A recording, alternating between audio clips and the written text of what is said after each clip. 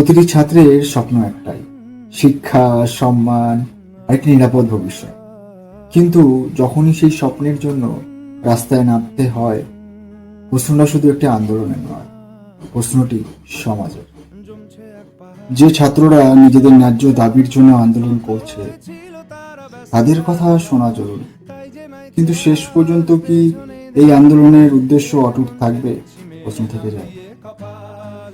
যখন ছোট ছোট সমস্যার জন্য ছাত্ররা লড়েছিল, তখন কোথায় ছিল এত সমর্থন? কজনই বা পাশে দাঁড়িয়েছিল? সে বিজেপি হোক, সিজেপি হোক, কংগ্রেস হোক বা যে কোনো পার্টি। আজ আন্দোলন এত বড় হওয়ার পরে কেন এত সমর্থন? এই সমর্থন কি সত্যির, না যে যা রাখে পেছনে?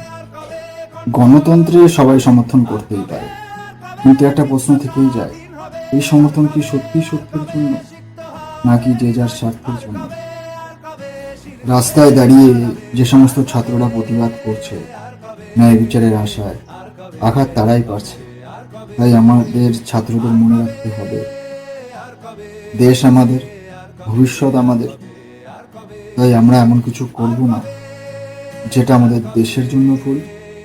যারা বাইরের দেশ থেকে এসে আমাদেরকে ম্যানিপুলেট করবে, বা কোনো নেতারা নিজেদের স্বার্থের জন্য আমাদেরকে ম্যানিপুলেট করবে। আমরা শিক্ষিত সমাজ, আমাদের যুবকরা শিক্ষিত, তাই তাদেরকে নিজের বিবেক দিয়ে বিচার করতে হবে কোনটা সত্যি কোনটা ভুল। কারণ নেতারা আজকে আপনার পাশে আছে, কালকে থাকবে না। বদনাম হলে আপনার হবে। আর আজ যদি এই ছাত্র সমাজের আন্দোলন সফল পথে যায়, কৃতিত্ব নেওয়ার মানুষের অভাব হবে না। আর যে সমস্ত রাজনৈতিক নেতারা আপনাদের পাশে দাঁড়িয়ে আন্দোলনের নাটক করছে, বা হয়তো সত্যি সত্যি করে করছে, তারাই সবার আগে এসে দাঁড়াবে ভোট ব্যাংকের আশায়।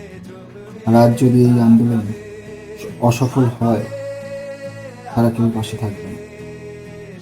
আপনাদেরকে একটা মব বলে কাটিয়ে দেওয়া হবে, সেটা মাথায় রাখতে হবে।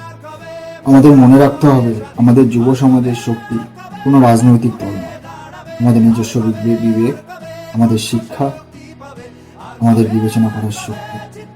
আমি আবারও বলছি, আমরা সিদ্ধান্ত নেব আবেগে নয়, যুক্তিতে। আজকালকার মিডিয়ার কথাতে নয়। আমরা জানি আজকালকার মিডিয়া কতটা বিক্রি হয়ে যাওয়া মিডিয়া। তাদের কথায় ম্যানিপুলেট হয়ে নয়। এবং তার সাথে আমাদের এটাও মনে রাখতে হবে যে আমাদের দেশের এই পরিস্থিতিতে বাইরের দেশ কতটা সুযোগ নিতে পারে, যেটা আমরা আশেপাশে দেখেছি, বাংলাদেশ, নেপাল। আমাদেরকে এটা মনে রাখতে হবে, আমরা সরকারের বিরুদ্ধে কথা বলবো, এটা ন্যায্য সেটা কথা বলবো। তার আগে আমাদের দেশ, কেউ যেন আমাদের এই সত্যিকারের আন্দোলনের প্রতিবাদকে আমাদের দেশের ধ্বংসের কারণ না করতে পারে, সেটা আমাদেরই দায়িত্ব। বিশেষ করে আমাদের যুব সমাজের দায়িত্ব। এটা মনে রাখতে হবে।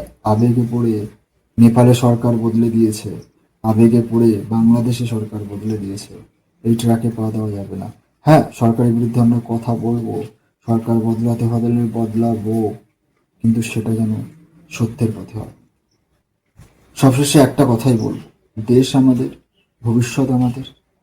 এই যে পুলিশের লাঠিচার্জ করছে, বা আমরা কেউ কেউ হয়তো আমাদের মধ্যে এসে পুলিশদেরকেও গায়ে হাত তুলছি, এটা মনে রাখতে হবে পুলিশদেরকেও, আপনাদেরই কেউ ভাই বোন বা আপনার ছেলে এই ছাত্র।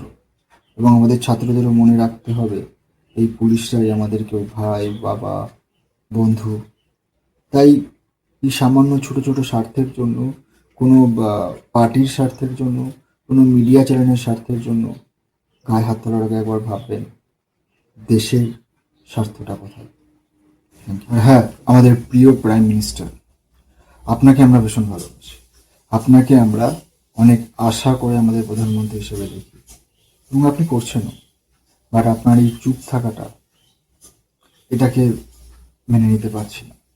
আপনার এই চুপ থাকা ভারতের যুব সমাজের জন্য ভালো নয়। আপনার এই চুপ থাকা আমাদের সমাজের জন্য ভালো নয়। আপনার এই চুপ থাকা আমাদের দেশের জন্য ভালো নয়। আপনি আসুন, আপনি কথা বলুন, আর আমাদের বিশ্বাস আপনি আসবেন। তবে এত বেশি দেরি করবেন না, এই পরিস্থিতি আরো বেশি খারাপ হয়ে যাবে।